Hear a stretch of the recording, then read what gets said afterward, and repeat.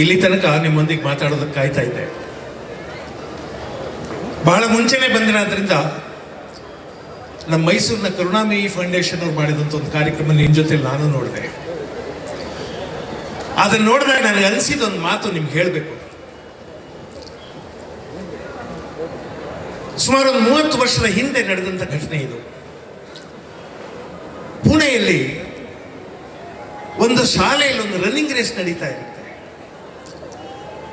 ಆ ರನ್ನಿಂಗ್ ರೇಸಿಗೆ ಬಹಳಷ್ಟು ಜನ ಮಕ್ಕಳು ನಿಂತಿರ್ತಾರೆ, ಸಾಲಿನ ಮೇಲೆ ನಿಂತಿರ್ತಾರೆ. ಒಂದು 10, 12, 15 ಮಕ್ಕಳು. ಸರಿ, ಅವರು ಓಡಿ ಅಂತ ವಿಸಲ್ ಕೊಟ್ಟರು. ಮಕ್ಕಳು ಓಡೋಕೆ ಶುರು ಮಾಡಿದ್ರು. ಆ 10, 15 ಮಕ್ಕಳು ಓಡ್ ಹೋಗುವಾಗ ಮಧ್ಯದಲ್ಲಿ ಯಾರೋ ಹುಡುಗ ಕಾಲು ತೊಡ್ರೆ ಕೆಳಗೆ ಬಿದ್ಬಿಟ್ಟ. ಅವನು ಬಿದ್ದ ತಕ್ಷಣ ಇನ್ನುಳಿದ ಹುಡುಗರು ಓಡೋಗ್ಲಿಲ್ಲ. ಅವ್ರು ಓಡೋದನ್ನ ನಿಲ್ಲಿಸಿದ್ರು, ವಾಪಸ್ ಬಂದರು.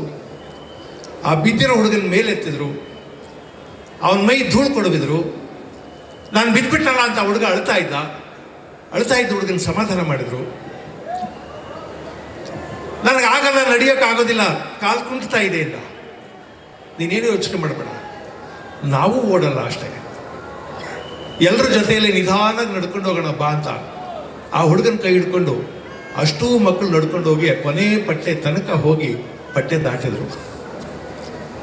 ನಾನು ಕಥೆ ಪೂರ್ತ ಹೇಳಿಲ್ಲ. ಹಾಗೆ ಎಲ್ಲರೂ ಒಟ್ಟಾಗಿ ಕೈ ಹಿಡ್ಕೊಂಡು ಹೋದ ಮಕ್ಕಳು ಮೆಂಟಲಿ ರಿಟಾರ್ಡೆಡ್ ಚಿಲ್ಡ್ರನ್, ಬುದ್ಧಿಮಾಂದ್ಯ ಮಕ್ಕಳು. ಬುದ್ಧಿ ಇರೋ ಮಕ್ಕಳಾಗಿದ್ರೆ ಓಡ್ಬಿಡೋರು, ಅಥವಾ ಅವ್ರ ಅಪ್ಪ ಅಮ್ಮ ಅಲ್ಲಿ ಏನಾದ್ರು ಇದ್ರೆ ಓಡೋ ಅವ್ನು ಬಿದ್ಬಿಟ್ಟ ಅಂತ ಓಡಿಸ್ಬಿಡೋರು. ಅವ್ರ ಬುದ್ಧಿ ಇಲ್ಲದೆ ಇದ್ದ ಮಕ್ಕಳು. ಆದ್ರಿಂದ ಅಷ್ಟೂ ಜನ ಎಬ್ಬಿಸ್ಕೊಂಡು ಜೊತೆಯಲ್ಲಿ ಕರ್ಕೊಂಡು ಹೋದ್ರು. ನೀವೀಗ ನೋಡಿದ್ರಲ್ಲ, ಕರುಣಾಮಯಿ ಫೌಂಡೇಶನ್ ಮಕ್ಕಳು ಒಂದು ದೇಶಭಕ್ತಿ ಗೀತೆಗೆ ಡ್ಯಾನ್ಸ್ ಮಾಡಿದ್ರಲ್ಲ, ಅಲ್ಲಿ ಬಹಳಷ್ಟು ಜನ ಬುದ್ಧಿ ವಿಕಾಸವಾಗಿಲ್ಲದೆ ಇದ್ದ ಮಕ್ಕಳು. ನಾನು ಯಾಕೆ ಈ ಮಾತು ಹೇಳಿದೆ ಅಂದರೆ, ಮನುಷ್ಯ ಬುದ್ಧಿವಂತ ಆಗ್ತಾ ಆಗ್ತಾ ಆಗ್ತಾ ಹೃದಯವಂತಿಕೆ ಕಳ್ಕೊಬಿಡ್ತಿದ್ದಾನೇನೋ ಅಂತ ಒಂದೊಂದ್ಸಲ ಅನುಮಾನ ಬಂದ್ಬಿಡುತ್ತೆ. ಆದರೆ ಯಾವಾಗಲೂ ಹಂಗಾಗಲ್ಲ. ಯಾಕೆಂದ್ರೆ ನಮಗೆ ಗೊತ್ತಿಲ್ಲದ ಹಾಗೆ ನಾವು ಸಮಾಜದಲ್ಲಿ ಕೆಲವು ಮೌಲ್ಯ ನಿರ್ಣಯ ಮಾಡ್ತೀವಿ. ಇಲ್ಲೆಲ್ಲ 1 ಕೋಟಿ ರೂಪಾಯಿ ದುಡ್ಡಿದೆ ಬನ್ನಿ ಅಂದ್ರೆ, ಅಥವಾ ಯಾರೋ ಬಾರಿ ಬಂಗ್ಲೆ ಕಟ್ಟಿದ್ದಾನೆ ಬನ್ನಿ ಅಂದ್ರೆ ಜನ ನೋಡಕ್ ಬರಲ್ಲ. ಆದರೆ ಇಲ್ಲಿ ಮುರಿದು ಬಿದ್ದಿರೋ ದೇವಸ್ಥಾನಗಳನ್ನ, ಪಾಳು ಬಿದ್ದಿರೋ ಮಂಟಪಗಳನ್ನು ನೋಡೋದಕ್ಕೆ ಪ್ರಪಂಚದಾದ್ಯಂತ ಜನ ಇಲ್ಲಿಗೆ ಬರ್ತಾರೆ. ಅಂದ್ರೆ ಇದರ ಮೌಲ್ಯನೇ ಬೇರೆ ಅಂತ ಜನಕ್ಕೆ ಗೊತ್ತಿದೆ. ನಾವು ಮೇಲೆ ಏನಾದರೂ ಹಾಡ್ಬೋದು, ಬಹಳ ದುಡ್ಡಿಗೆ ತುಂಬಾ ಗೌರವ ಇದೆ ಅಂತ ಅನ್ಕೋಬಹುದು. ಆದರೆ ಜನ ಸದಾ ಕಾಲ ಗೌರವಿಸೋದು ಮನುಷ್ಯನ ಕಲೆಯನ್ನ, ಮನುಷ್ಯನ ಸಂಸ್ಕೃತಿಯನ್ನ. ಅದಕ್ಕೆ ಈ ಹಂಪಿ ಉತ್ಸವಕ್ಕೆ ಬಂದಿರುವ ಈ ದೊಡ್ಡ ಜನಸ್ತೋಮ ಸಾಕ್ಷಿ. ಮಾತ್ರ ಅಲ್ಲ, ಪ್ರತಿನಿತ್ಯ ಪ್ರಪಂಚದ ಬೇರೆ ಬೇರೆ ದೇಶಗಳಿಂದ ಜನ ಬರ್ತಾರಲ್ಲ, ಅದು ಸಾಕ್ಷಿ. ಬಂಧುಗಳೇ, ನಾನು ತುಂಬಾ ಭಾಷಣ ಮಾಡಬೇಕು ಅಂತ ಬಂದವನಲ್ಲ, ನಿಮ್ಮನ್ನು ನಗಿಸ್ಬೇಕು ಅಂತ ಬಂದೆ. ಆದರೆ ಈ ಮಾತಲ್ಲಿ ನಿಮ್ಗೆ ಹೇಳಬೇಕು ಅಂತ ಅನ್ನಿಸ್ತು. ಉತ್ತರ ಕರ್ನಾಟಕದ ಜನ ನೀವು, ನಾವು ದಕ್ಷಿಣ ಕರ್ನಾಟಕದವರು, ನಾನು ಮಂಡ್ಯ ಜಿಲ್ಲೆಯವರು. ನಾವೆಲ್ಲರೂ ಒಂದೊಂದು ಥರ ಮಾತಾಡ್ತೀವಪ್ಪ. ನಾವು ಮಾತಾಡುವಾಗ ನಿಮಗೆ, ನೀವು ಮಾತಾಡುವಾಗ ನಮಗೆ ಸ್ವಲ್ಪ ವಿಚಿತ್ರ ಅಂತ ಅನ್ಸುತ್ತೆ. ಉತ್ತರ ಕರ್ನಾಟಕದ ಜನ ಹೆಂಗ್ ಮಾತಾಡ್ತಾರೆ, ಅವ್ರ ಸ್ವಭಾವ ಏನು, ನಡವಳಿಕೆ ಏನು ಅಂತ ದಕ್ಷಿಣ ಕರ್ನಾಟಕಕ್ಕೆ ಬಹಳ ಪ್ರಮುಖವಾಗಿ ಪರಿಚಯ ಮಾಡಿದವರು ನಿಮ್ಮ ಗಂಗಾವತಿ ಪ್ರಾಣೇಶ್.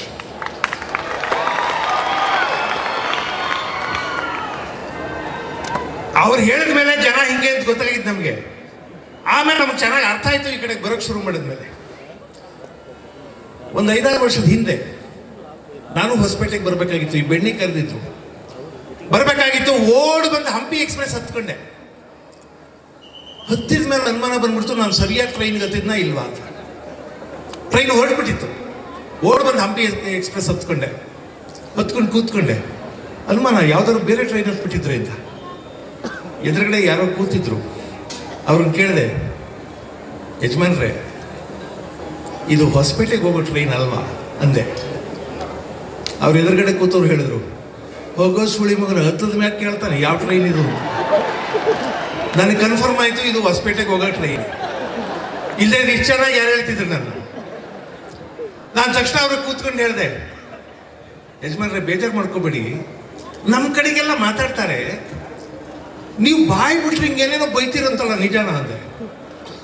ಅವ್ರು ಹೇಳಿದ್ರು, ನಾವು ರೀ ಬೈತೀವಿ, ಯಾವ ಹುಚ್ಚುಳಿ ಮಗನ್ರು ಹಿಂಗೆ ಹೇಳ್ದವ ಅಂದ. ನಾನು ಸುಮ್ಮನಾಗ್ಬಿಟ್ಟೆ, ಯಾಕೆಂದ್ರೆ ಇನ್ನೂ ಹೆಚ್ಚಾಗಿ ಮಾತಾಡಿದ್ರೆ ನಾನು ಇನ್ನೇನೇನು ಅನ್ಸ್ಕೋಬೇಕು ಅನ್ಕೋತಾರೆ. ಇಂಗ್ಲಿಷ್ನಲ್ಲಿ ಒಂದು ಮಾತಿದೆ, words do not end up in mere meaning, they sound and suggest ಅಂತ. ಮಾತುಗಳಿಗೆ ಅರ್ಥ ಇರೋದಿಲ್ವಂತೆ, ಮಾತುಗಳಿಗೆ ಒಂದು ಅಭಿಪ್ರಾಯ ಇರುತ್ತೆ, ಒಂದು ಭಾವ ಇರುತ್ತೆ. ಅರ್ಥವೇ ಮುಖ್ಯ ಅಂತ ಮಾತಾಡಬಾರ್ದು, ಅದರ ಭಾವ ಏನು ಅಂತ ಹಿಡಿಬೇಕು. ಬಹಳ ಸಲ ನಾವು ಸುಮ್ಮನೆ ಮಾತಾಡ್ತೀವಿ, ಆದರೆ ಅದಕ್ಕೊಂದು ಬಹಳ ದೊಡ್ಡ ಪರಂಪರೆ ಇದೆ ಅಂತ ನಮಗೆ ಗೊತ್ತಿರೋದಿಲ್ಲ. ಬಂಧುಗಳೇ, ನಾವೆಲ್ಲ ಕನ್ನಡಿಗರು. ನಿಮಗೆ ಗೊತ್ತಿರಲಿ, ನನ್ನಂತ ಒಬ್ಬ ಸಾಮಾನ್ಯ ಮನುಷ್ಯನನ್ನ ಇಷ್ಟು ದೊಡ್ಡ ವೇದಿಕೆಗೆ ಏರಿಸಿದ ಮಾತ್ರ ಅಲ್ಲ, ಈ ಇಡೀ ಪ್ರಪಂಚಕ್ಕೆ ತೆರೆದದ್ದು ಕನ್ನಡ. ಇದಕ್ಕೆ ಚಪ್ಪಾಳೆ ಹೊಡಿತೀರಾ ಅಂತ ಅನ್ಕೊಂಡೆ. ನನ್ನ ದೊಡ್ಡಸ್ಗೆ ಅಂತ ಹೇಳ್ತಿಲ್ಲ.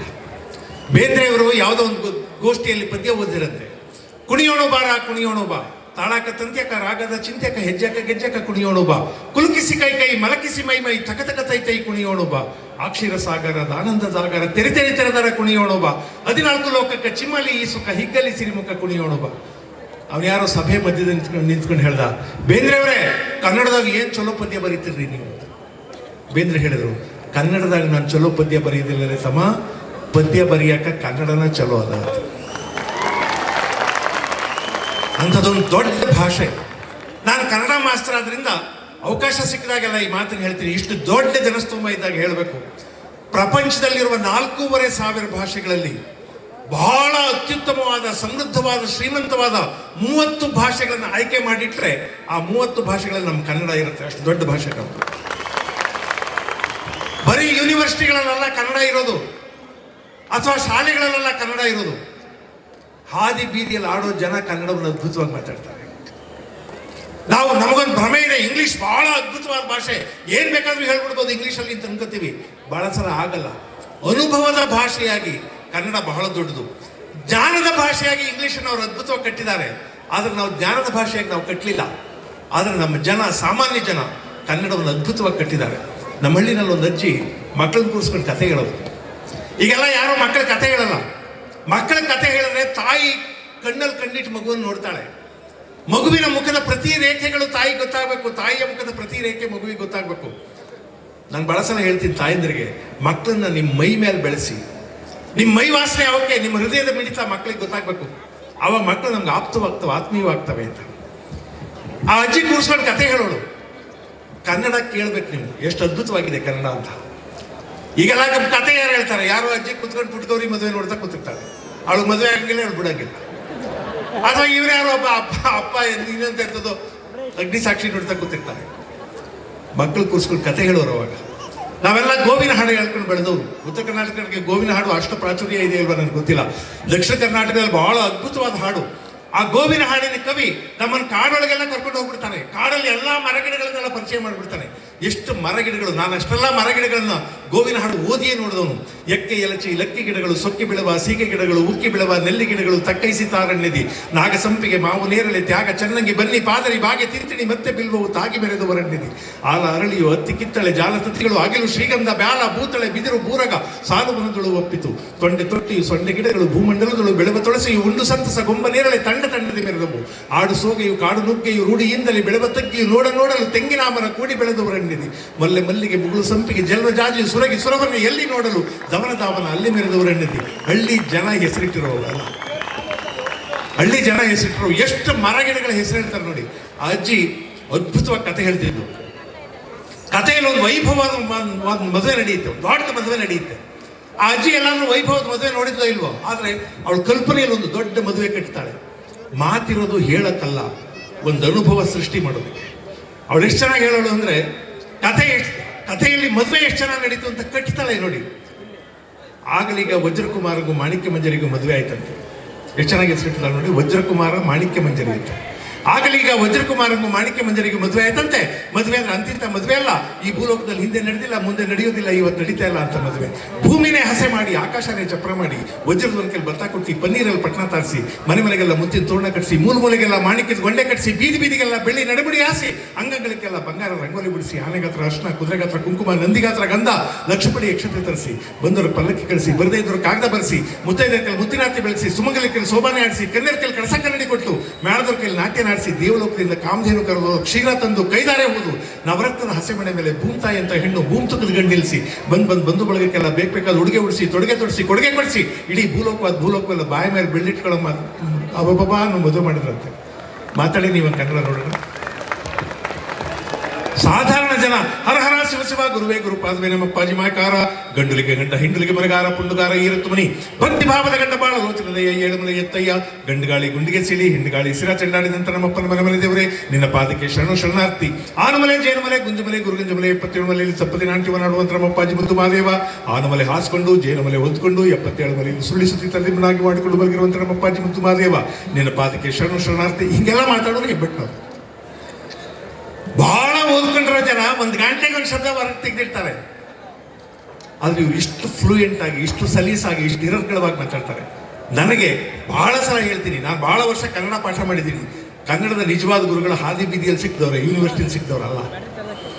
ಯೂನಿವರ್ಸಿಟಿಯಲ್ಲಿ ಅವರ ಸಂಪತ್ತು ಎಷ್ಟು ದೊಡ್ಡದು ಅಂತ ಹೇಳ್ಕೊಟ್ಟವ್ರು ಸಿಕ್ಕರು ಅಷ್ಟೇ. ಆದ್ರೆ ಸಂಪತ್ತನ್ನು ಹಾದಿ ಬೀದಿಯಲ್ಲೇ ಸಂಗ್ರಹಿಸ್ಕೊಂಡೆ. ಅದರಲ್ಲಿ ಇದೆಲ್ಲ ಹೇಳಬೇಕು ಅಂತ ನಿಂತ್ಕೊಳ್ಳಿಲ್ಲ ನಾನು. ಆದ್ರೆ ಅವಕಾಶ ಸಿಕ್ಕಿದಾಗ ಕನ್ನಡ ಎಷ್ಟು ಶ್ರೀಮಂತವಾದದ್ದು ಅಂತ ಹೇಳೋದಕ್ಕೋಸ್ಕರ ನಿಂತ್ಕೋತೀನಿ.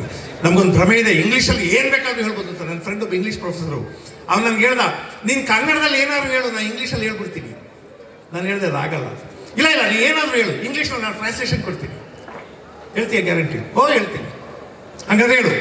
ಒಂದು ಕಾಡಿನಲ್ಲಿ, ಅವನು immediate translation. In a forest, ಒಂದು ಹುಲಿ, ಟೈಗರ್, ಒಂದು ಜಿಂಕೆಯನ್ನು ನೋಡಿ, ಲುಕಿಂಗ್ ಅಟ್ ಎ ಡಿಯರ್, ಅಡ್ರಗಾಲ ಹಾಕೊಂಡು ನಿಂತ್ಕೊಂಡು ಅವನು ಕಣ್ಕೊಂಡು ಬಿಡ್ತಾ ಇದ್ದ. ಅಡ್ರಗಾಲ ಹಾಕೊಂಡು ನಿಂತ್ಕೊಂತು ಅನ್ನೋಕೆ ಅದೇನು ಹೇಳು ಇಂಗ್ಲೀಷಲ್ಲಿ. ಅವನು ಇಂಥದಕ್ಕೆಲ್ಲ ಇಲ್ಲ ಇಂಗ್ಲೀಷಲ್ಲಿ.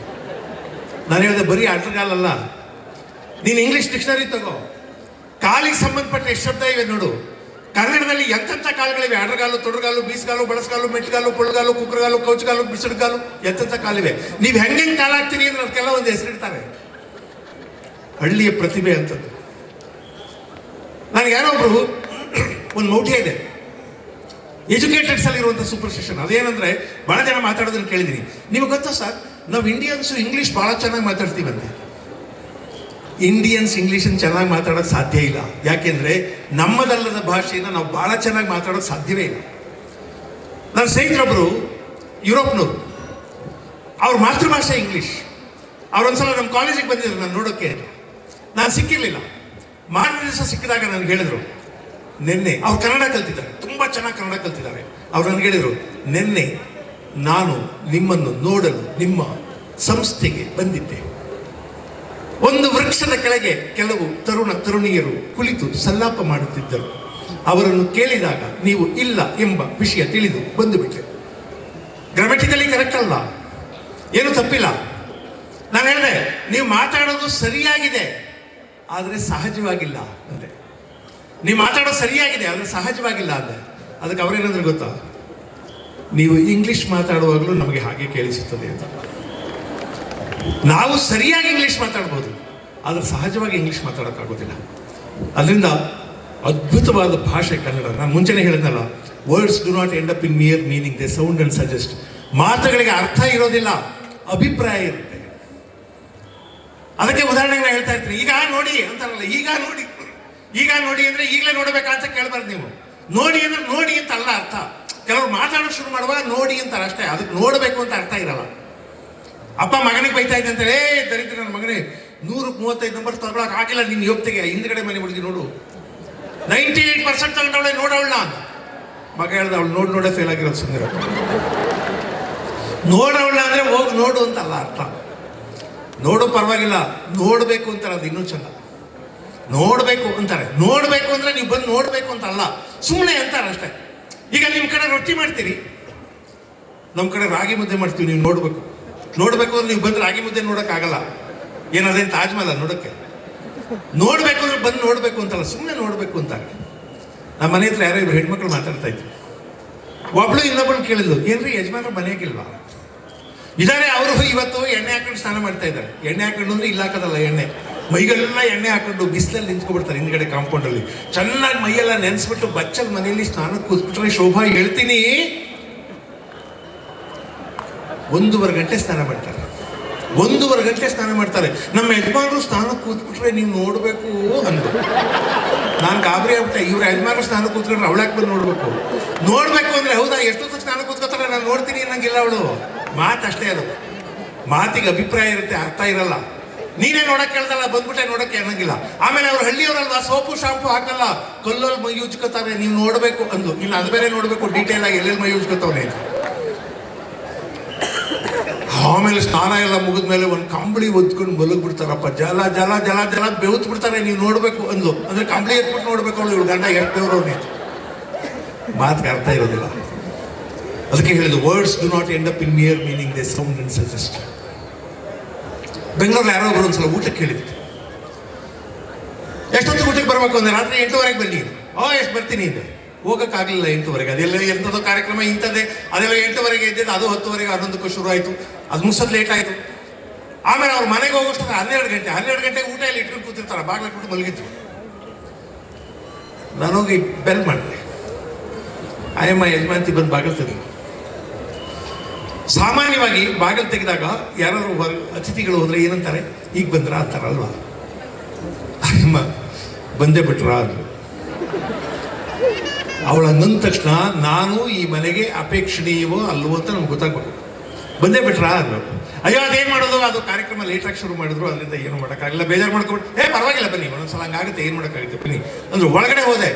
ನನಗೆ ಸಿಕ್ಕಾಪಟ್ಟೆ ಹೊಟ್ಟೆ ಹಸ್ಬಿಟ್ಟಿತ್ತು. ನೆನ್ನೆ ಅವತ್ತು ಮಧ್ಯಾಹ್ನ ಕೂಡ ಊಟ ಮಾಡಿರಲಿಲ್ಲ. ರಾತ್ರಿ ಅಷ್ಟೊತ್ತಲ್ಲೆಲ್ಲೂ ಊಟ ಸಿಗಲ್ಲ, ಊಟ ಮಾಡಿಲ್ಲ. ಸರಿ, ಇಲ್ಲಿ ಏನಾದ್ರು ಊಟಕ್ಕಿದ್ದೇ ಇರುತ್ತೆ ಅಂತ ಹೋದೆ. ಆಯಮ್ಮ ಊಟದ ವಿಷಯ ಮಾತಾಡ್ತಾನೆ ಇಲ್ಲ. ಆ ಕೊನೆ ರೂಮ್ ಇದೆಯಲ್ಲ ಅಲ್ಲಿ ನಿಲ್ಕೊಳ್ಳೋದು ನೀವು ಅಂದ್ರು. ನಾನು ಇದೇನು ಊಟದ ವಿಷಯನೇ ಮಾತಾಡ್ತಾ ಇಲ್ವಲ್ಲ ಅಂತ. ಇನ್ನೇನು ಇವತ್ತೇನು ಊಟ ಇಲ್ಲಪ್ಪ, ನಿದ್ದೆ ಮಾಡೋಕ್ಕಾಗಲ್ಲ ಅಂತ ಅಂದ್ಕೊಂಡು ಮುಖ ತೊಳೆದು ಮಲ್ಗೋಣ ಅಂತ ಹೋಗ್ತಿದ್ದೆ. ಆಯಮ್ಮ ಸುಮ್ಮನೆ ಒಂದು ಮಾತು ಬಿಸಾಕಿದ್ರು, ಊಟ ಮಾಡಿ ಅಂದರು. ಈ ಊಟ ಮಾಡಿ ಅಂತಾರಲ್ಲ, ಅದು ನಿಜವಾಗಿ ಊಟ ಕರೆಯೋ ಸ್ಟೈಲ್ ಅಲ್ಲ. ಅದು ಸುಮ್ಮನೆ ಬಿಸಾಕಿರೋ ಮಾತಷ್ಟೇ. ಅದಕ್ಕೆ ಊಟ ಮಾಡಿ ಅಂತ ಅರ್ಥ ಇಲ್ಲ. ನಿಜವಾಗಿ ಊಟ ಕರೆಯೋರು ಊಟ ಮಾಡಿ, ಬನ್ನಿ ಬನ್ನಿ ಬನ್ನಿ ಬನ್ನಿ, ಮೊದಲು ಊಟ ಮಾಡಿ ಅಂತಾರಲ್ಲ, ಅವ್ರು ಊಟ ಕರೆಯೋರು. ಊಟ ಮಾಡಿ ಅನ್ನೋರು ಮಾತು ಬಿಸಾಕಿದ್ದಾರೆ ಅಷ್ಟೇ. ಅವ್ರು ಊಟ ಮಾಡಿ ಅಂದ್ರು. ನನಗೆ ಅಷ್ಟೇ ಸಾಕಾಗಿತ್ತು. ನಿಮ್ಮ ಮನೆಗೆ ಬಂದಿರೋದೇ ಊಟ ಮಾಡೋಕ್ಕೆ, ಊಟ ಮಾಡ್ಕೊಂಡೇ ಹೋಗೋದು ಅಂದೆ ನಾನು. ಆಯಮ್ಮ ನನಗಿಂತ ಕಿಲಾಡಿ, ನಿಮ್ಮದು ಬಿಡಿಯಪ್ಪ, ಯಾವಾಗಲೂ ಬರೀ ತಮಾಷೆ ಇತ್ತು. ನಾನು ಅಲ್ಲಮ್ಮ ತಾಯಿ, ತಮಾಷೆ ಮಾಡ್ತಾ ಇಲ್ಲ ನಾನು, ತುಂಬ ಹೊಟ್ಟೆ ಎಸ್ಬಿಟ್ಟಿದೆ, ಊಟ ಹಾಕ್ಲೇಬೇಕು ನೀನು ಅಂದೆ. ಹೌದಾ, ಇತ್ತು ಅಂದ್ರು. ಇತ್ತು ಅಂದ್ರೇನು ಇವಾಗ ಇಲ್ಲ ಅಂತ ಅಂದ್ರೆ ಈಗಿಲ್ವಾ ಅಂದೆ ನಾನು. ಅಲ್ಲ, ಇಲ್ಲ ಅಂದ್ರೆ ಇಲ್ಲ ಅಂತಲ್ಲ. ನಾನು ಹೋದ್ ಭಾನುವಾರ ಒಂಚೂರು ಶಾವಿಗೆ ಉಪ್ಪಿಟ್ಟು ಮಾಡಿದ್ದೆ. ಏನಪ್ಪ ಶಾವಿಗೆ ಉಪ್ಪಿಟ್ಟು ಈ ಸಲ ಒಂಥರ ಅಂಟಂಟು ಥರ ಆಗ್ಬಿಟ್ಟಿತ್ತು. ಅದರಿಂದ ನಮ್ಮ ಮನೇಲಿ ಯಾರೂ ತಿಂದಿಲ್ಲ. ನಾನು ಫ್ರಿಜ್ಜಲ್ಲಿ ಇಟ್ಬಿಟ್ಟಿದ್ದೀನಿ, ನಿಮ್ಗೆ ಬೇಜಾರಿಲ್ಲ ಅಂದರೆ ಅದನ್ನು ಬಿಸಿ ಮಾಡಿಕೊಡ್ತೀನಿ ಅಂದರು. ನಾನು ಮಣ್ಣು ಕೊಟ್ಟರು ತಿನ್ನೋ ಸ್ಥಿತಿಯಲ್ಲಿದ್ದೆ. ಆಯ್ತು ತಾಯಿ ಕೊಡು, ಅದನ್ನೇ ಪರವಾಗಿಲ್ಲ ತಿಂತೀನಿ ಅಂದೆ. ಆಯಮ್ಮ ಬಿಸಿ ಮಾಡಿಕೊಟ್ರು, ನಾನು ತಿಂತಾ ಇದ್ದೆ. ಹೊಟ್ಟೆ ಹಸಿತ್ತು. ಹೊಟ್ಟೆ ಹಸಿದಾಗ ಯಾವುದೋ ರುಚಿ ಆಗುತ್ತೆ, ತಿಂತಾ ಇದ್ದೆ. ಆಯಮ್ಮ ಅಲ್ಲಿ ನಿಂತಿದ್ಲು, ಸುಮ್ಮನೆ ನಿಂತ್ಕೋಬೇಕು ಬೇಡ, ಸದ್ಯ ನೀವು ಬಂದಿದ್ದು ಒಳ್ಳೇದಾಯ್ತು ಅಂದ್ಲು. ನಾನು ಬಂದಿದ್ದು ನಿಮ್ಗೇನು ಒಳ್ಳೇದಾಯ್ತು ಅಂದೆ. ಅಲ್ಲ, ನೀವು ಬರದೇ ಹೋಗಿದ್ರೆ ಇದನ್ನು ಹೊರಗೆ ಹಾಕ್ಬೇಕಾಗಿತ್ತು. ಅದ್ರ ಹೊರಗಡೆ ಬಿಸಾಕಿದ್ರೆ ನಮ್ಮ ಯಜಮಾನಿಗೆ ಸಿಟ್ಟು, ಬೈತಾರೆ. ನಾನು ಹೇಳಿದೆ, ಅವ್ರ ಮನೆಗಳು ನಾಯಿ ಕಟ್ಟಿತ್ತು. ಹೌದಪ್ಪ, ಇದನ್ನು ಹೊರಗಡೆ ಯಾಕೆ ಹಾಕ್ತೀರಿ? ಯಾಕೆ ಹಾಕ್ಬೇಕು ಹೊರಗಡೆ? ಮಾಡಿದ ಅಡುಗೆ ಹೊರಗಡೆ ಹಾಕಿದ್ರೆ ನನಗೂ ಬೇಜಾರಾಗುತ್ತೆ. ನಿಮ್ಮ ಮನೇಲಿ ನಾಯಿ ಇಲ್ವಾ, ಹಾಕಿ ತಿಂತದೆ ಅದು ಅಂದೆ ನಾನು. ಹಂಗಂದ ತಕ್ಷಣ ಅವಳು ಹೇಳಿದ್ರು, ನಮ್ಮ ನಾಯಿ ಇದನ್ನ ತಿನ್ನಲ್ಲ, ಈ ಥರದ್ದೆಲ್ಲ ತಿನ್ನೋದೇ ಇಲ್ಲ, ಈ ಥರದ್ದು ಹಾಕ್ಬಿಟ್ರೆ ಅದು 3 ದಿವಸ ಊಟ ಮಾಡಲ್ಲ, ನೀವು ತಗೊಳ್ಳಿ ಪರವಾಗಿಲ್ಲ, ನಿಧಾನಕ್ಕೆ ತಿನ್ನಿ. ಹಂಗಂದ್ರೆ ಅಯ್ಯಮ್ಮ, ನಮ್ಮ ನಾಯಿನೂ ತಿಂದೇ ಇರೋದು ನೀನು ತಿಂತಾ ಇದೀಯಾ ಅಂತ ಹೇಳಿದ್ದು ಅಂತಲ್ಲ. ಹಂಗೆಲ್ಲ ಅರ್ಥ ಮಾಡ್ಕೋಬಾರ್ದು. ನಾವು ಅರ್ಥ ಮಾಡ್ಕೋಬೇಕಾಗಿರೋದು, ನಮ್ಮ ನಾಯಿನ ಚೆನ್ನಾಗಿ ಸಾಕಿದ್ದೀವಿ ಅಂತ ಹೇಳ್ತಾ ಇದ್ದಾರೆ ಅಂತ. ಅದಕ್ಕೆ ಮಾತಿಗೆ ಅರ್ಥ ಇಲ್ಲ ಅನ್ನೋದು. ಸಾಮಾನ್ಯವಾಗಿ ಇಲ್ಲಿರೋ ಭಾಳ ಜನ ಹೆಣ್ಮಕ್ಳಿಗೆ, ಈಗೆಲ್ಲ ಹೆಣ್ಮಕ್ಳಿಗೆ ಒಂದು ಪ್ರಾಬ್ಲಮ್ ಇದೆ. ಪ್ರಾಬ್ಲಮ್ ಏನು ಅಂದರೆ, ಮಕ್ಕಳು ಊಟ ಮಾಡಿಸೋದು. ಈಗೆಲ್ಲ ಮಕ್ಕಳು ಊಟ ಮಾಡಲ್ಲ. ಯಾಕೆಂದ್ರೆ 1-2 ಮಕ್ಳು ಇರ್ತವೆ, ತುಂಬ ಪ್ಯಾಂಪರ್ ಮಾಡಿರ್ತೀವಿ, ಭಾಳ ಮುದ್ದು ಮಾಡ್ತೀವಿ. ಊಟ ಕೊಟ್ಟರು ಊಟ ಮಾಡಲ್ಲ. ನಾವೆಲ್ಲ ಚಿಕ್ಕವರಾಗಿದ್ದಾಗ, ನಮ್ಮ ಅಪ್ಪನಿಗೆ 8 ಜನ ಮಕ್ಕಳು. ಊಟ ಮಾಡಿಲ್ಲ ಅಂದ್ರೆ ನಮ್ಮ ಅಮ್ಮ ತಲೆನೇ ಕೆಡ್ಸ್ಕೊತಿರಲ್ಲ. ತಿನ್ಬೇಡ ಅಂದವ್ರು ಯಾರು, ನಾನವರು ಇವಾಗೆಲ್ಲ ಯಾರಾದ್ರೂ ಮನೆಗೆ ಹೋದ್ರೆ ಹೇಳ್ತಾರೆ, ಸ್ವಲ್ಪ ನೀವು ಬುದ್ಧಿ ಹೇಳಿಪ್ಪ, ಇವ್ನು ಊಟನೇ ಮಾಡಲ್ಲ, ಏನು ಸರಿಯಾಗಿ ತಿನ್ನಲ್ಲ, ಸ್ವಲ್ಪ ಬುದ್ಧಿ ಹೇಳಿತಾರೆ. ನಾವೆಲ್ಲ ಚಿಕ್ಕವರಾಗಿದ್ದಾಗ ಬೇರೆ ಥರ ಬುದ್ಧಿ ಹೇಳೋರು, ಎಲ್ಲರೂ ಇಟ್ಟರೆ ತಿಂದ್ಬಿಡ್ತಾರೆ, ವರದಿ ನಿಮ್ಮ ಮಗನಿಗೆ ಏನೋರು. ಈಗ ಹಂಗಲ್ಲ, ಊಟ ಮಾಡಪ್ಪ, ನೀನು ದಮ್ಮಯ್ಯ ಅಂತೀನಿ, ಊಟ ಮಾಡು ಅಂತ. ಊಟ ಮಾಡಿದ್ರೆ ಊಟ ಮಾಡಲ್ಲ ಅವು. ಅದು ನಿಮಗೆ ಗೊತ್ತೇನೋ, ಯಾರ್ದಾದ್ರು ಮನೆಗೆ ಹೋಗಿ ನಿಮ್ಮ ಮುಂದೆ ಏನಾದ್ರು ಒಂಚೂರು ತಿಂಡಿ ಇಟ್ಟಿರಲಿ, ಅವೇ ಕೊಟ್ಟಾಗ ಊಟ ಮಾಡಲ್ಲ. ನಿಮ್ಮ ಮುಂದೆ ಏನಾದ್ರು ಇಟ್ಟಿದ್ರೆ ಅಲ್ಲಿ ಬಂದು ಅಬ್ಬೆ ಪಾರಿಗಳ ಥರ ನೋಡ್ತಾ ನಿಂತಿರ್ತಾರೆ. ನಮ್ಮ ಮರ್ಯಾದೆಗಳು ಏಕೆ ಮಾಡ್ತಾರೆ. ಯಾವುದೋ ಒಂದು ಮನೇಲಿ ಹಂಗೆ ಆಗೋಯ್ತು, ಅಯ್ಯಮ್ಮ ನಾನು ಒಂಚೂರು ಬಿಸ್ಕೆಟು ಬಾಳೆಹಣ್ಣು ಇಟ್ಟಿದ್ರು, ನಾನು ಇನ್ನೇನು ತಿನ್ಬೇಕು, ಒಂದು 3 ವರ್ಷದ ಮಗು ಬಂದು ಅದು ನೋಡ್ತಾ ನಿಂತ್ಕೊಬಿಡ್ತು. ನಾನು ಏನೋ ಪುಟ್ಟ ನಿನ್ನ ಹೆಸರು ಅಂದೆ, ಅನುಷಾ ಅಂದರು. ಅನುಷಾ ಬಾ ಕೂತ್ಕೊಂಡು ನೋಡು, ನಿಮ್ಮಮ್ಮ 5 ಬಿಸ್ಕೆಟ್ ಕೊಟ್ಟವಳೆ, ನಿನಗೆ 3, ನನಗೆ 2 ಆಗ್ಬೋದಾ ಅಂದೆ. ಆ ಅನುಷಾ 3 ವರ್ಷದ್ದು ಎಂಥ ಕಿಲಾಡಿ ಅಂದರೆ, ಅಂಕಲ್ ದೊಡ್ಡವ್ರು ಬಿಸ್ಕೆಟ್ ತಿಂತಾರಾ ಅಂತ. ನಾನು ಇಲ್ಲ ಕಣೋ, ಸುಮ್ಮನೆ ತಮಾಷೆಗೆ ಹೇಳಿದೆ, 5 ನಿನಗೆ ತಿನ್ಬಿಡು. ಅದು 5 ತಿನ್ಬಿಡ್ತು.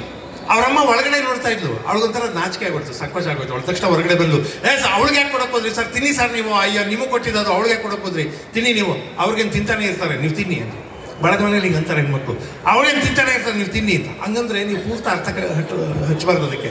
ಅವ್ರಿಗೇನು ತಿಂತಾನೆ ಇರ್ತೀರಿ, ನೀವು ತಿನ್ನಿ ಅಂದರೆ ಅವ್ರ ಮಕ್ಕಳು ತಿಂತಾನೆ ಇರ್ತಾರೆ, ನಾವು ದರಿದ್ರದವ್ರು ನಾವು ಯಾವಾಗಲೂ ಬಿಸ್ಕೆಟ್ ತಿಂದಿಲ್ಲ ಅಂತ ಅರ್ಥ ಅಲ್ಲ ಅದಕ್ಕೆ. ಸುಮ್ಮನೆ ಅಂತಾರೆ ಅಷ್ಟೇ, ಮಕ್ಳಿಗೆ ಬಿಸ್ಕೆಟ್ ಕೊಟ್ಟು. ನಮ್ಮ ಮನೇಲಿ ತುಂಬ ಬಿಸ್ಕೆಟ್ಸು ಚಾಕ್ಲೇಟ್ ಎಲ್ಲ ತಂದು ಇಟ್ಬಿಡ್ತೀವಿ, ಬಾಕ್ಸ್ ಇಟ್ಬಿಡ್ತೀವಿ, ನಾವು ಕೊಡ್ತಾನೆ ಇರ್ತೀವಿ. ಪಾಪ ನೀವು ತಿನ್ನಿ ಅಂತಾರೆ. ಪಾಪ ನೀವು ತಿನ್ನಿ ಅಂದರೆ ನಿಮ್ಗೆ ಇನ್ಯಾರು ಕೊಡ್ತಾರೆ, ಏನೋ ನಮ್ಮ ಮನೇಲಿ ಕೊಟ್ಟಿದ್ದೀವಿ ತಿನ್ಬಿಡಿ ಅಂತ. ಮಾತಿಗೆ ಅರ್ಥ ಇರೋದಿಲ್ಲ. ಅದಕ್ಕೆ ಸ್ವಲ್ಪ ಹೊತ್ತಿಗೆ ಮುಂಚೆ ಅವ್ರು ಹಾಡುವಾಗ ಒಂದು ಹಾಡು ಹೇಳಿದರು, ಕುವೆಂಪು ಅವ್ರ ಹಾಡು, ಮಾತಿಗೊಂದು ಅರ್ಥ ಬೇಕೆ, ಅರ್ಥವಿದ್ದರ ಅರ್ಥ ಸಾಕೆ, ಮಾತು ಅರ್ಥ ಎಲ್ಲ ವ್ಯರ್ಥ, ಸ್ವ ಅರ್ಥವಿರದೆ. ಮಾತಿಗೆ ಅರ್ಥ ಬರೋದು ನಮ್ಮ ನಡವಳಿಕೆಯಿಂದ, ನಾವು ಎಷ್ಟು ಚೆನ್ನಾಗಿ ಮಾತಾಡ್ತೀವಿ ಅನ್ನೋದ್ರಿಂದ ಅಲ್ಲ. ಮನುಷ್ಯನ ನಡವಳಿಕೆ ಚೆನ್ನಾಗಿಲ್ಲದೆ ಇದ್ರೆ ಅವನು ಯಾವ ಮಾತಿಗೂ ಅರ್ಥ ಇರೋದಿಲ್ಲ. ಒಂದೇ ಒಂದು ಮಾತು ಹೇಳ್ಬಿಡ್ತೀನಿ. ಗಾಂಧಿ ಸ್ವಾತಂತ್ರ್ಯ ಹೋರಾಟ ಮಾಡುವಾಗ, ಬ್ರಿಟಿಷರ ಎದುರಿಗೆ ಹೋರಾಟ ಮಾಡುವಾಗಲೂ ಯಾವಾಗಲೂ ಸಂಯಮ ಕಳ್ಕೊಂಡಿರಲಿಲ್ಲ. ಅವನನ್ನು ಜೈಲಿಗೆ ಹಾಕುವ ಜೈಲರನ್ನ ಕೂಡ ಬಹಳ ಗೌರವದಿಂದ ಸಂಬೋಧಿಸ್ತಾ ಇದ್ರು. ಅವನಿಗೆ ಪತ್ರ ಬರೆಯುವಾಗ ಕೂಡ ಮೈ ಲಾರ್ಡ್ ಅಂತ ಬರಿತಾ ಇದ್ರು. ಯಾವಾಗಲೂ ಮಾತನ್ನು ಅಪವ್ಯಯ ಮಾಡಿದವರಲ್ಲ. ಅದರಿಂದನೇ ಮಾತನ್ನು ಅಷ್ಟು ಸಂಯಮದಿಂದ ಬಳಸಿದ್ರಿಂದಾನೇ 1942ನೇ ಇಸ್ವಿಯಲ್ಲಿ ಕ್ವಿಟ್ ಇಂಡಿಯಾ ಅಂದರು ಗಾಂಧಿ. ಅವ್ರು ಕ್ವಿಟ್ ಇಂಡಿಯಾ ಅನ್ನೋ ಮಾತಿಗೆ ಒಂದು ಮಂತ್ರದ ಅರ್ಥ ಬಂದ್ಬಿಡ್ತು. ಇಡೀ ಭಾರತ ದೇಶ ಸೆಟಲ್ ನಿಂತ್ಬಿಡ್ತು. ಗಾಂಧಿ ಬೈಲಿಲ್ಲ, ಏನಿಲ್ಲ, ಕ್ವಿಟ್ ಇಂಡಿಯಾ ಅಂದಿದ್ದಷ್ಟೇ. ಚೆನ್ನಾಗಿ ಜಾಬ್ ಅಂದ್ರು ಹಿಂದಿನಲ್ಲಿ, ಪ್ಲೀಸ್ ಗೋ ಅಲ್ಲ, ಕ್ವಿಟ್ ಇಂಡಿಯಾ. ಆ ಕ್ವಿಟ್ ಅನ್ನೋದ್ರಲ್ಲಿ ತೊಲಗು ಅನ್ನೋ ಅರ್ಥ ಇದೆ. ಅಷ್ಟು ಹೇಳಿದ ತಕ್ಷಣ ಇಡೀ ದೇಶಕ್ಕೊಂದು ಆವೇಶ ಬಂದ್ಬಿಡ್ತು, ರೋಷ ಬಂದ್ಬಿಡ್ತು. ಮಾತನ್ನು ಸಂಯಮದಿಂದ ಆಡಿದ್ರೆ ಮಾತಿಗೆ ಸಾರ್ವಜನಿಕವಾಗಿ ಒಂದು ಶಕ್ತಿ ಬರುತ್ತೆ ಅಂತ. ಅದರಿಂದ ಮಾತಿಗೆ ಅರ್ಥ ಬರೋದು ಮನುಷ್ಯ ನಡವಳಿಕೆಯಿಂದ. ಬಂಧುಗಳೇ, ನಾನು ಇನ್ನೆಷ್ಟು ಮಾತಾಡೋದಿಲ್ಲ. ಇದಾದ್ಮೇಲೆ ನೀವು ಸಂಗೀತ ಕೇಳೋದಕ್ಕಿದ್ದೀರಿ. ನಾನು ಸುಮ್ಮನೆ ಮಾತಾಡೋ ಶಾಸ್ತ್ರ ಮುಗಿಸ್ಬೇಕು ಅಂತ ಬಂದು ಮಾತಾಡ್ತಿದ್ದೀನಿ. ನನಗೆ ಬಂದಾಗ ಭಾಳ ಜನ ಹೇಳಿದರು, ನೀವು ಆ ಬುಡುಬುಡಿಕೆಯವ್ರದನ್ನು ಮಾತಾಡ್ತಿರಲ್ಲ, ಅದನ್ನು ಮಾತಾಡಿ ಅಂತ. ನಾನು ಸುಮ್ಮನೆ ಅಭ್ಯಾಸ ಮಾಡ್ಕೊಂಡಿದ್ದು. ನಾನು ಕನ್ನಡ ಮೇಷ್ಟ್ರು, ಅದರಿಂದ ಎಲ್ಲ ಬಗೆಯ ಮಾತುಗಳನ್ನ ಸುಮ್ಮನೆ ಅಭ್ಯಾಸ ಮಾಡ್ತೀನಿ. ಹಾಡಿನಲ್ಲಿ ಹೇಗೆ ಭಾಷೆಯನ್ನು ಬಳಸ್ತಾರೆ, ಮಾತಿನಲ್ಲಿ ಹೇಗೆ ಬಳಸ್ತಾರೆ, ಗಾದೆಗಳಲ್ಲಿ ಹೇಗೆ ಬಳಸ್ತಾರೆ, ಒಗಟಿನಲ್ಲಿ ಹೇಗೆ ಬಳಸ್ತಾರೆ, ಇವೆಲ್ಲ ಕುತೂಹಲ ನನಗೆ. ಆದ್ದರಿಂದ ಯಾರೋ ಒಬ್ಬ ಬುಡುಬುಡಿಕೆಯವರು ಅಷ್ಟು ಚೆನ್ನಾಗಿ ಮಾತಾಡ್ತಾ ಇದ್ದದನ್ನು ನೋಡಿ ನಾನು ಮಾತು ಕಲಿತ್ಕೊಂಡೆ ಅವ್ರ ಹತ್ರ. ಯಾಕೆಂದರೆ ನಾವು ಮಾತಾಡೋದಕ್ಕೆ ತಡವರಿಸ್ತೀವಿ, ನಾವು ವಿದ್ಯಾವಂತರು, ಅಕ್ಷರಸ್ಥರು, ನಾವು ಮಾತಾಡೋದು ತಡವರಿಸ್ತೀವಿ. ಅವನು ಅನಕ್ಷರಸ್ಥ, ಅಷ್ಟು ಅದ್ಭುತವಾಗಿ ಮಾತಾಡ್ತಾನಲ್ಲ, ಹೇಗೆ ಮಾತಾಡ್ತಾನೆ ಅಂತ. ಎದುರಿಗಿರೋನಿಗೆ ಮಧ್ಯೆ ಮಾತಾಡೋದಕ್ಕೆ ಒಂದು ಸಣ್ಣ ಸ್ಪೇಸ್ ಕೊಡೋದಿಲ್ಲ. ಅವನು ಸುಮ್ಮನೆ ಮಾತಾಡ್ತಿರ್ತಾನೆ. ಎಷ್ಟು ಚೆನ್ನಾಗಿ ಮಾತಾಡ್ತಾನೆ ಅಂತ ಒಂದು ಸಣ್ಣ ಸ್ಯಾಂಪಲ್ ಅಷ್ಟೇ. ನಾನು ಬಹಳ ಹಿಂದೆ ಕಲ್ತ್ಕೊಂಡಿದ್ದು, ಅವ್ನು ಹಿಂದೆನೇ ಹೋಗಿ ಮಾತಾಡೋದನ್ನು ಕೇಳಿ ಕೇಳಿ ಕೇಳಿ ಕಲ್ತ್ಕೊಂಡಿದ್ದು. ಎಷ್ಟು ಚೆನ್ನಾಗಿ ಮಾತಾಡ್ತಾನೆ ನೋಡಿ. ಲಕ್ಷ್ಮೀ ವಿಚಾರ, ಲಕ್ಷ್ಮೀ ವಿಚಾರ, ಧನಲಕ್ಷ್ಮೀ ವಿಚಾರ. ಗೌಡ, ನೀನು ಮನಸ್ಸಿನಲ್ಲಿ ಒಂದು ಲಕ್ಷ್ಮೀ ವಿಚಾರ ಕಟಕಟ ಅಂತ ಉಂಟಾ ಇಲ್ವ? ನಿಜಾನು ಸುಳ್ಳನ್ನು ಸುಳ್ಳು ತಟಪಟ ಮಾಡಿ ಬುಡುಬುಡಿಕೆ ರಾಮನ ತಾವ. ನಮ್ಮೂರು ದೂರ ಅಲ್ಲ, ದೇಶ ಅಲ್ಲ, ಮೀಸ ಬಿಡಕಡ ಕಡಪಾದ ಕಲ್ಲೂರು ಚಳ್ಳಕೆರೆ ತಾಲೂಕು. ನಿನ್ನ ಮನೆಯಲ್ಲಿ ಒಂದು ಮುಟ್ಟು, ಒಂದು ಸಿಟ್ಟು, ಒಂದು ಯಂತ್ರ, ಒಂದು ಮಂತ್ರ, ಒಂದು ಭೂತ, ಒಂದು ಪ್ರೇತ, ಒಂದು ಪೀಡೆ, ಒಂದು ಪಿಶಾಚಿ ಅಂದ್ರೆ ಕಾಗದ ಬರೆದು ಪೋಸ್ಟ್ ಮಾಡಿ ನಮ್ಮ ಹೆಸರು ಕಳಿಸ್ಕೊಟ್ಟು ನಾಳೆ ಒಂದು ನಿನ್ನ ಕಂಠ ಮಾಡಿಸ್ಕೊಳ್ತೀವಿ. ಅರ್ಥವಾಯ್ತಾ? ಹೋದ ವರ್ಷದಿಂದ ಹಣೆ ಬರ ಟೇಮು ಅಂದ್ರೆ ಆಚಾರ ಪಾಪ ಕೆಟ್ಟದಾಗ್ಬಿಡ್ತು. ನೀನು ಇಟ್ಟೆ ಜಿದ್ದಕ್ಕಾಗ್ಬಿಡ್ತು, ತೊಟ್ಟು ಬಟ್ಟೆ ಚಿಂದಿ ಆಗ್ಬಿಡ್ತು, ಸೊಪ್ಪು ಸೋರದಂಗೆ ಸೋರೋಗ್ಬಿಟ್ಟೆ. ಪಾಪ ನಡೀತಾ ಇದ್ದು ನಿಂತೋಗ್ಬಿಟ್ಟೆ, ನಿಂತಿದ್ದವನು ಕುಂತೋಗ್ಬಿಟ್ಟೆ ಕುಸಿದೋಗ್ಬಿಟ್ಟೆ, ಮರುಗೋಗ್ಬಿಟ್ಟೆ. ಅರ್ಥವಾಯ್ತಾ? ಒಂದು ಹಣ ಮಾಡಬೇಕು, ಒಂದು ಆಸ್ತಿ ಮಾಡಬೇಕು, ಒಂದು ಗದ್ದೆ ತೆಗಬೇಕು, ಮುಂದಕ್ಕೆ 3 ಹೆಣ್ಮಕ್ಳು ಮದುವೆ ಮಾಡಿ ತಣ್ಣಗೆ ಬದುಕಬೇಕಂತ ಯೋಗ ನಿನ್ನ ಹಣೆಯಲ್ಲಿ ಬರೆದಿತ್ತು. ನಾವು ಹೇಳಿದ್ರಲ್ಲ ಟೀಮ್ ಹೋದ್ರೆ ಆಚಾರ ಪಾಪ ಕೆಟ್ಟದಾಗ್ಬಿಡ್ತು, ಸೊಪ್ಪು ಸೋರ್ದಂಗೆ ಸೋರು ಬಿಟ್ಟೆ. ಮನೆಯಲ್ಲಿ ನಿಮ್ಮ ಅಪ್ಪ ಇದ್ದಾರೆ, ಭಾಳ ದೊಡ್ಡ ಮನಸ್ಸು ನಿಮ್ಮಪ್ಪ. ನಾ ಮಾಡಿದ ನನಗೆ ಸಾಕ್ಷಿ, ನೀ ಮಾಡಿದ ನಿನಗೆ ಸಾಕ್ಷಿ, ನೀಡಿದ ನಿಜವೇ ಸಾಕ್ಷಿ, ತೋಡಿದ ಜನವೇ ಸಾಕ್ಷಿ. ಅರ್ಥವಾಯ್ತಾ? ಭಾಳ ದೊಡ್ಡ ಮನಸ್ಸು ನಿಮ್ಮಪ್ಪ. ಒಂದು ಊದುಗಡ್ಡಿ ಕೊಟ್ಟರು ಊರಿಗೆ ಬೆಂಕಿ ಆಗ್ತಾ ಇದ್ದ ಪುಣ್ಯಾತ್ಮ. ಭಾಳ ದೊಡ್ಡ ಮನಸ್ಸಿನ ಮಗ ನೀನು. ನಿನ್ನ ಹೆಸರು ಸಿಂಹರಾಶಿಗೆ ಮಾಡಿದ ಕೆಲಸ ರೇಟ್ ಆಗ್ತದ, ಮಿಸ್ಟೇಕ್ ಇಲ್ವಾ ಅಂತ ಕೇಳ್ತೀಯಾ? ನಾನೊಂದು ಮಾತು ಹೇಳ್ತೀನಿ, ಕೇಳಬೇಕು. ಮಂಗಳವಾರ ದಿವಸ ಮೊಕ್ಕಚವರ ಮಾಡಬೇಡ, ಬುಧವಾರ ಹೊಸ ಬಟ್ಟೆ ಹಾಕಬೇಡ, ಬೇಯಿಸುವ ಬಡಗಳಾಗಿ ಪ್ರಯಾಣ ಹೋಗಬೇಡ. ಅರ್ಥವಾಯ್ತು? ನಾನು ಯಾವ್ಯಾವ ಊರು ಸುತ್ತ ಬಂದು ಗೊತ್ತುಂಟ? ಅಡಗೂರು, ಬಡಗೂರು, ಕುಡುಗೂರು, ಅಬ್ಬೂರು, ದಿಬ್ಬೂರು, ಎಬ್ಬೂರು, ತಿಬ್ಬೂರು, ಅಳಿಯೂರು, ಉಳಿಯೂರು, ಮಲಿಯೂರು, ಎಲಿಯೂರು, ಆಲೂರು, ಬೇಲೂರು, ಮಾಲೂರು, ಚೇಳೂರು, ಸುತ್ತೂರು, ಕಿತ್ತೂರು, ಮುತ್ತೂರು, ಎತ್ತೂರು, ಹಿರಿಯೂರು, ಸಿರಿಯೂರು, ಸರಗೂರು, ಬರಗೂರು, ಬೆಂಗಳೂರು, ಮಂಗಳೂರು, ತಿಂಗಳೂರು, ತಿಪ್ಟೂರು, ಕಲ್ಲೂರು, ಕೊಲ್ಲೂರು, ಮುಳ್ಳೂರು, ಹುಲ್ಲೂರು. ನೀ ಮಾತಾಡಬೇಡ. ನಾನೊಂದು ಮಾತಾಡ್ತೀನಿ, ಕೇಳಬೇಕು. ನಿನಗೆ ಆಗದೆ ಇರ್ತಕ್ಕಂಥ ಒಂದು ಮೀಶಿಕೊನೆ ಅಂದ್ರೆ ಅರ್ಥವಾಯ್ತಾ? ಒಂದು ಗಂಡಸ ಜಾತಿ ಈ ಊರಿನಲ್ಲಿ ಎದುರು ಬಿದ್ದದ್ದು ಉಂಟಾ ಇಲ್ವಾ? ನಿಜಾನೋ ಸುಳ್ಳು ತಟಪಟ ಬೇಡ ಬಿಡುವುದಕ್ಕೆ ರಾಮಚಂದ್ರ. ನಾನು ನಿನ್ನ ಹಣ ಕೇಳೋದಿಲ್ಲ, ಆಸ್ತಿ ಕೇಳೋದಿಲ್ಲ, ಒಡವೆ ಕೇಳೋದಿಲ್ಲ, ಬಂಗಾರ ಕೇಳೋದಿಲ್ಲ. 3 ಸಲ ಬೆಳ್ಳಿ, 3 ಸಲ ಬಂಗಾರ, 3 ಕಬ್ಬಿಣ ತಂದು ಕೊಟ್ಬಿಡು. ಗಟ್ಟಿ ಅಂತ ಮಾಡಿ ನಾನು ಬರೆಗೆ ರಟಕ್ಕೆ ಇಟ್ಬಿಡ್ತೀನಿ. ಬಕ್ಕನ ನಮಗ ನೀವು ವೈರಿ ಮುಂದಿನ ಅಮಾವಾಸ್ಯೆ ಒಳಗೆ ಮಂಗಳವಾರ ದಿವಸ ನೀನು ಮನೆ ಬಂದು ಮಠ ಮಧ್ಯಾಹ್ನದಲ್ಲಿ ಪಕ್ಕ ಅಂತ ರಕ್ತಕಾರಿ ಪ್ರಾಣ ಬರಲಿಲ್ಲ ಅಂದ್ರೆ ಈ ಬಿಡುಬಿಡಿಕೆ ರಾಮಚಂದ್ರ ಮಾತು ಏನಾಯ್ತು ಅಂತೇಳಿ ಮುಂದಿನ ಸಲ ನಾನು ಈ ಊರಿಗೆ ಬಂದಾಗ ಒಂದು ಕುರಿನ, ಒಂದು ಕೋಳಿಯ, ಒಂದು ಆಡ, ಒಂದು ಎಮ್ಮೆಯೋ, ಒಂದು ₹100, ಒಂದು ಫಲ ಭತ್ತ, ರಾಗಿ, ಜೋಳ ಕೊಟ್ಟು ಕಳಿಸ್ಬಿಡು. ನೀನು ಹಂಗೆ ಯಾವ್ದಾದ್ರು ಒಂದು ಹಳೆ ಸರ್ಟು, ಕೋಟು, ಪ್ಯಾಂಟ್ ಇದ್ರೆ ಕೊಟ್ಬಿಡು. ನಿನ್ನ ಹೆಸರು ಹೇಳಿ ಊರೂರ ಮೇಲೆ ಮೆರವಣಿಗೆ ಮಾಡಿಬಿಡ್ತೀನಿ. ಅರ್ಥವಾಯ್ತು? ಅವನು ಅನಕ್ಷರಸ್ಥ. ಯಾವ ಯೂನಿವರ್ಸಿಟಿಯು ಡಿಗ್ರಿ ಕೊಟ್ಟಿಲ್ಲ ಅವನಿಗೆ. ನನಗೆ ಗುರುಗಳು ಅವರೇ. ಅದರಿಂದ ಎಲ್ಲಿಂದ ವಿದ್ಯೆ ಬರುತ್ತೆ ಅಂತ ಹೇಳಕ್ಕಾಗೋದಿಲ್ಲ. ಕುವೆಂಪು ಅದನ್ನು ಗುರುತತ್ವ ಅಂತ ಬರೀತಾರೆ. ಕಲ್ಲಲ್ಲಿ, ಮಣ್ಣಲ್ಲಿ, ಯಾವನೊಬ್ಬ ಬೀಡಾಡಿ ಮನುಷ್ಯನಲ್ಲಿ ವಿದ್ಯೆ ಸಿಕ್ಬಿಡ್ಬೋದು. ಅದೆಲ್ಲವನ್ನೂ ಕಲಿಯೋದು ಆಧುನಿಕ ಜಗತ್ತಿನ ವಿದ್ಯೆ ಕಲಿಯುವ ಕ್ರಮ. ಬಂಧುಗಳೇ, ಇನ್ನು ಹೆಚ್ಚು ಮಾತಾಡಬೇಕು ಅಂತಿಲ್ಲ. ಯಾಕಂದ್ರೆ ನನಗೆ ಮಾತು ಶುರು ಮಾಡಿದ್ರೆ ಅದು ನಿಲ್ಸಕ್ಕೆ ಎಲ್ಲಿ ಅಂತ ಗೊತ್ತಾಗೋದಿಲ್ಲ. ಗೊತ್ತಿರೋ ಸಮಯ ಮುಗಿದಿದೆ ಅಂತ ಅಂದ್ಕೊಂಡಿದ್ದೀನಿ. ಸ್ನೇಹಿತರೆ ಹೇಳಿದ್ರು ಅನ್ನೋ ಕಾರಣಕ್ಕೆ ಒಂದು 4 ಸಾಲಿಂದ ಒಂದು ಕತೆ ಹೇಳ್ಬಿಟ್ಟು ಮುಗಿಸ್ತೀನಿ. ನಮಗೆಲ್ಲ ಸುಖ ಸಂತೋಷ ಅನ್ನೋದು ಹೊರಗಿರ್ತವೆ ಅಂತ ಅಂದ್ಕೊಂಡಿರ್ತೀವಿ. ಬಹಳ ದೊಡ್ಡ ಕಾರು, ದೊಡ್ಡ ಬಂಗ್ಲೋ ಅಥವಾ ದೊಡ್ಡ ಒಡವೆ, ಬೇಕಾದಷ್ಟು ಬ್ಯಾಂಕ್ ಬ್ಯಾಲೆನ್ಸ್ ಇದ್ರೆ ಸುಖ ಇರುತ್ತೆ ಅಂತ ಅನ್ಕೋತೀವಿ. ಸುಖ ಸಂತೋಷ ಅನ್ನೋದು ಒಳಗಿರೋದು, ಹೊರಗಿರೋ ವಸ್ತು ಅಲ್ಲ. ಅಕಸ್ಮಾತ್ ಕಳೆದು ಅಂದ್ರೆ ಅದನ್ನು ಒಳಗೆ ಹುಡುಕೋಬೇಕು, ಹೊರಗೆ ಸಿಗೋದಿಲ್ಲ. ಮತ್ತಿನ್ನಷ್ಟು ಆಸ್ತಿ ಸಂಪಾದನೆ ಮಾಡಿದ್ರೆ ಹೊಸ ಸುಖ ಸಿಗೋದಿಲ್ಲ. ಸುಖ ಸಂತೋಷನ ಒಳಗೆ ಹುಡ್ಕೋಬೇಕು. ಅದಕ್ಕೊಂದು ಮುಲ್ಲಾ ನಾಸಿರುದ್ದೀನ್ ಹೇಳಿದ ಕತೆ. ರೂಬಿಯಾ ಅಂತ ಒಬ್ಬಳು ಮುದುಕಿ ಮನೆ ಅಂಗಳದಲ್ಲಿ ಏನೋ ಹುಡುಕ್ತಾ ಇರ್ತಾಳೆ. ಪಕ್ಕದ ಮನೆ ಹೆಂಗಸ್ ಬಂದು ಕೇಳ್ತಾಳೆ, ರೂಬಿಯಾ ಏನು ಹುಡುಕ್ತಾ ಇದೆಯಾ ಅಂತ. ಇಲ್ಲೆಲ್ಲ ನಾನು ಸೂಜಿ ಬಿದ್ದೋಯ್ತು ಕಣೆ, ಹುಡುಕ್ತಾ ಇದ್ದೀನಿ. ನಾನು ಹುಡುಕ್ಲಾ? ಹುಡುಕೊಂಡು ಯಾರು ಬೇಡ ಅಂದ್ರು. ಇಬ್ರು ಸೇರ್ಕೊಂಡು ಸೂಜಿ ಹುಡುಕ್ತಾರೆ. ಎಷ್ಟೊತ್ತಾದ್ರೂ ಸೂಜಿ ಸಿಗ್ಲಿಲ್ಲ. ಆಗ ರೂಬಿಯಾ ಪಕ್ಕದ ಹಿಂಗ್ಸ್ ಕೇಳ್ತಾಳೆ, ರೂಬಿಯಾ ಸೂಜಿನ ಎಲ್ಲಿ ಕಳ್ಕೊಂಡಿಲ್ಲ? ನಾನು ಮನೆ ಒಳಗೆ ಕಳ್ಕೊಂಡೆ. ಮತ್ತೆ ಬೀದಿಲಿ ಯಾಕೆ ಹುಡುಕ್ತಾ ಇದೆಯಾ? ಅಲ್ಲಿ ಕತ್ಲಿರ್ತಲ್ವಾ, ಕಾಣಿಸಲ್ಲ ಅಂತ ಬೆಳಕಲ್ಲಿ ಹುಡುಕ್ತಾ ಇದ್ದೀನಿ. ದಡ್ಡ ಹಿಂಗ್ಸ ನೀನು, ದಡ್ಡಿ ನೀನು, ಮೂರ್ಖ ಹಿಂಗ್ಸ್ ನೀನು. ಒಳಗಡೆ ಕಳ್ಕೊಂಡಿದ್ದನ ಹೊರಗೆ ಹುಡುಕಿದ್ರೆ ಸಿಗುತ್ತಾ? ತಕ್ಷಣ ಅವಳು ಹೇಳ್ತಾಳೆ, ಪ್ರಪಂಚದಲ್ಲೂ ಬಹಳ ಜನ ಮೂರ್ಖರಿದ್ದಾರೆ ಅವರು. ಯಾಕೆಂದ್ರೆ ಅವರು ಅಷ್ಟೇ ಒಳಗೆ ಕಳ್ಕೊಂಡಿದ್ದನ್ನ ಹೊರಗೆ ಹುಡುಕ್ತಾ ಇರ್ತಾರೆ. ಒಳಗೆ ಕಳ್ಕೊಂಡಿದ್ದನ್ನು ಒಳಗೆ ಹುಡುಕೋಬೇಕು ಅನ್ನೋದು ಸಂದೇಶ. ಎಲ್ಲರಿಗೂ ನಮಸ್ಕಾರ. Thank you. ಸಂತೋಷ.